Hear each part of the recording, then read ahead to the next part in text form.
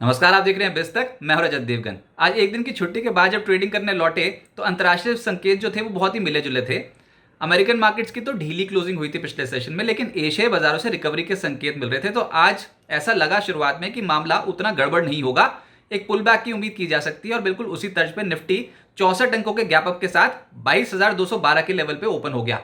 फिर तेजी पकड़ी तो 22,272 का हाई भी टच हुआ, लेकिन 9:30 बजे के बाद फिर से बिकवाली आ गई। दिन के गेंद सब के सब वाइप आउट हो गए और 11 बजे के बाद फिर से पिकअप करना शुरू किया। बुल्स ने हिम्मत की और इस बार जो हाई लगाया वो था 22,326। एक बार निफ्टी 178 पॉइंट्स ऊपर था, लेकिन कुछ ऐसा हुआ बाजार में जिसकी किसी ने कल्पना नहीं की थी। 1:26 से 1:27, ये जो 2 मिनट थे बाजार पर, ये हावी पड़ गए और निफ्टी 22,292 से टूटा और 22,080 मात्र 2 मिनट्स में, 1:26 से 1:27 पे इतना स्ट्रॉन्ग क्रैक था जिसको संभालना ही मुश्किल हो रहा था।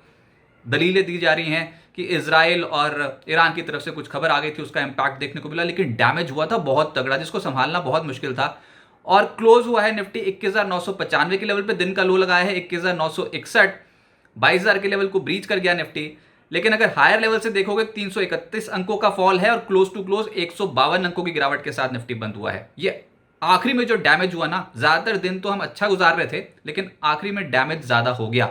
निफ्टी बैंक आज के दिन की क्लोजिंग है 47,069 के लेवल की, 415 अंक गवाकर क्लोज टू क्लोज। लेकिन हायर लेवल से देखोगे तो मुद्दा यहीं पर यही है कि 760 अंक ऊपरी स्तरों से टूटकर बंद हुआ है। सेंसेक्स 454 अंकों की गिरावट के साथ 72,488 के लेवल पर हुआ है बंद।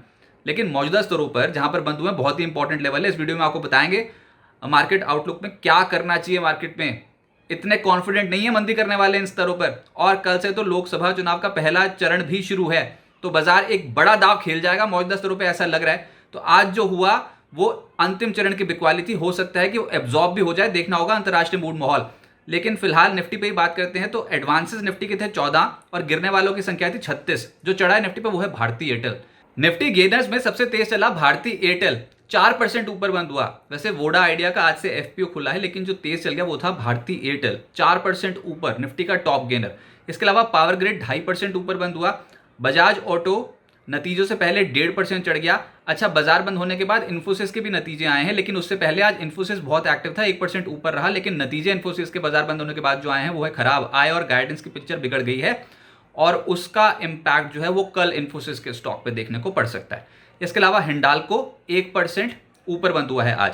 निफ्टी लूजर्स में अपोलो हॉस्पिटल 0.4% गिरकर बंद हुआ। नेस्ले 3% लुढ़क गया। टाइटन, ओएनजीसी, एक्सिस बैंक, कहीं छुपने की जगह नहीं थी, 2.5% से 3% के आसपास लुढ़क गए ये स्टॉक्स। एफएनओ गेनर्स में आज भारती एयरटेल के शेयर धारकों की होगी बल्ले बल्ले, और डेरिवेटिव मार्केट पे भी बहुत स्ट्रॉन्ग बेट लग गई इस पे। इसके अलावा एमसेक्स इंडिया 4% चढ़ा है। आईसीआईसीआई जनरल इंश्योरेंस नतीजों का इंपैक्ट था जो इसको 0.4% ऊपर ले गया। इंडस स्टार्स 3.5% ऊपर रहा और पीवीआर आइनॉक्स 3% चढ़ गया। एफएनओ लूजर्स में आईजीएल, एमजीएल, ये जो एनर्जी गैस डिस्ट्रीब्यूशन से रिलेटेड जो स्टॉक्स थे इनकी पिटाई हो गई आज बहुत ही जबरदस्त, 4.25% से 5.5% उड़क गए। Oberoi realty, ABB India, Apollo hospital 4% से ज्यादा टूटे। मिड कैप गेनर्स की सूची में जस्ट डायल आ गया अव्वल, 13% ऊपर रहा ये स्टॉक, नतीजों का इंपैक्ट था इस स्टॉक पे। पावर इंडिया 9.5% चढ़ा, प्रिकोल 9% चढ़ा, मैस्टेक 8% चढ़ गया। टेक्नो इलेक्ट्रिक, सूर्योदय स्मॉल फाइनेंस बैंक और 361 6.5% चढ़ते हुए नजर आए। मिड कैप लूजर्स में स्टरलाइट टेक आज के सत्र में 8.5% टूटा है। दिलीप बिल्डकॉन 4% नीचे। न्यूजेन सॉफ्ट, ये स्टॉक आज 4% टूट गया। नाइका 4% नीचे। वेक्टर फूड, एजिस केमिकल और मैक्स हेल्थ जैसे स्टॉक्स आज दबाव में थे। सेक्टर तो एक था जो तेज था, वो था मीडिया, जिसमें नेटवर्क 18 5% ऊपर, हैथवे 4% ऊपर, सारेगामा, पीवीआर, आइनॉक्स 3.5% ऊपर है और टीवी 18 ब्रॉडकास्ट भी 3% चढ़ गया, लेकिन जील टूट गया 2%। इसके अलावा हेल्थ केयर सेक्टर आज दबाव में था। आज ज्यादातर स्टॉक्स दबाव में थे फार्मा से related. Max Health, Apollo hospital 0.4% टूटे। लालपात लैब्स 3% नीचे। Laurus labs, Alkem, Divi's labs, Cipla, Glenmark सब नीचे। Oil and gas play negative हुआ और बहुत समय बाद देखा एज अ होल पूरा ही पैक कमजोर है। IGL, Aegis chemical, MGL, ONGC, oil India, GSPL, Petronet सब नीचे थे। आईजीएल और एजिस केमिकल सबसे ज्यादा टूटे आज। इसके अलावा एफएमसीजी पे दबाव था। नेस्ले में 3% नीचे रहा। रैडिको, आईटीसी, बलरामपुर चीनी, कोलगेट, गोदरेज कंज्यूमर ये आधे फीसदी से 1.5% टूट गए। और ऑटोज में भी मुनाफा वसूली दिखाई दी है, जिसमें अशोक लेलैंड 3.5% टूटा है।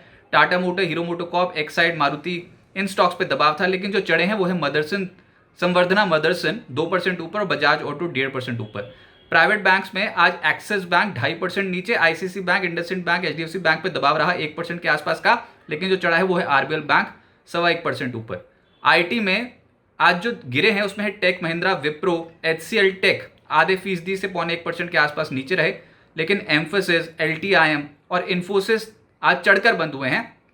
इन्फोसिस 1% जरूर ऊपर बंद हो गया हो, लेकिन आज इन्फोसिस का एडीआर नीचे है और कल नतीजों का इम्पैक्ट झेलेगा ये स्टॉक, तो नज़र तो यहीं पर ही रहेगी। कल के सत्र में इन्फोसिस अंडर परफॉर्म कर सकता है अभी तक की प्रोबेबिलिटी। उसके बाद देखते हैं एडीआर कैसे आज के सत्र में क्लोज करता है। अब आगे क्या होगा, देखिए आज जो क्रैक पड़ा था ना, ये 1:26 से 1:27 के आसपास की जो बिकवाली थी वो बहुत ही शार्प थी, बहुत ही तीव्र गति से, लगभग 212 पॉइंट्स उखड़ गए थे निफ्टी पे देखते ही देखते। बस आप स्क्रीन पर नज़र आपने रखी और वो 212 पॉइंट्स का क्रैक, ऐसे वाली बिकवाली, तो इसको संभालना तो बहुत मुश्किल होता है। 50 दिनों की औसत के नीचे बंद हुआ है निफ्टी, 22,108 थी ये 50 दिनों की औसत, उसके नीचे चले गए, तो टेक्निकली तो कमज़ोर हैं। इन्फोसिस के Q4 नतीजों में आय और गाइडेंस अनुमान से कम है, तो उसका इम्पैक्ट आईटी कंपनियों पे पड़ सकता है। आईटी सेक्टर कल बहुत क्लोजली ट्रैक होगा शुरुआत में, लेकिन जिन लेवल्स को आज टेस्ट किया है 21,960 के आसपास, वो बहुत इंपॉर्टेंट लेवल है टेक्निकल टर्म्स में। उसके नीचे जाने की उम्मीद तो वैसे भी नहीं थी, लेकिन ये इलेक्शन से पहले हम यहाँ तक पहुँच गए और बहुत ही ज़्यादा बिकवाली हो चुकी ऑलरेडी सिस्टम में। और अभी निफ्टी पर 21,960, 21,980 बहुत ही इंपॉर्टेंट एक जोन है जो आज टेस्ट हो गया, इसको भी ध्यान में रखना चाहिए। ऐसा जरूरी नहीं एक दिन बिकवाली हो तो अगले दिन भी बिकवाली हो, एक पुल बैक भी देखने को मिल सकता है। मौजूदा स्तरों पर मंदी करने वालों को भी डर लगेगा। कल लोकसभा चुनाव का पहला चरण है, देखना होगा बाजार कैसे रिएक्ट करता है। बड़ी बिकवाली ऑलरेडी हो चुकी है, तो मौजूदा स्तरों पर मंदी करने वालों को भी डर लगेगा, इतने एग्रेसिव नहीं होंगे वो। तो 21,900 से 21,940 के ऊपर अगर रहते हैं तो पुल बैक की उम्मीद भी की जा सकती है। पुल बैक भी ज़्यादा शार्प नहीं होगा क्योंकि हायर साइड पे कॉल बेचने वाले बहुत ज़्यादा बैठे हुए हैं। तो ऊपर 22,350, 22,450 ये इंपॉर्टेंट एक हर्डल निफ्टी के लिए है ही।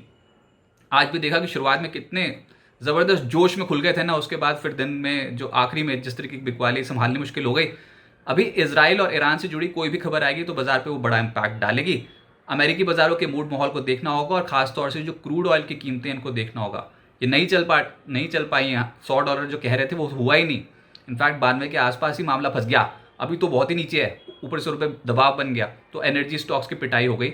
लेकिन अब मुद्दा ये है कि लोकसभा चुनाव का पहला चरण है कल और बाजार में एक बड़ी बेट लगेगी। मूड माहौल में देखना होगा देश का मूड माहौल इस समय कैसा है, उसका इम्पैक्ट डेफिनेटली इंडियन मार्केट पे देखने को मिलेगा। और आप हम क्या इंस्टीट्यूशंस भी देख रहे हैं, तो बाजार पे ऑलरेडी करेक्शन हो गई है, इंपॉर्टेंट लेवल्स पे पहुंच गए हैं। इन स्तरों पर एग्रेसिव शॉर्टिंग ना करें, सिस्टमैटिकली इन्वेस्टमेंट करने की सलाह होगी।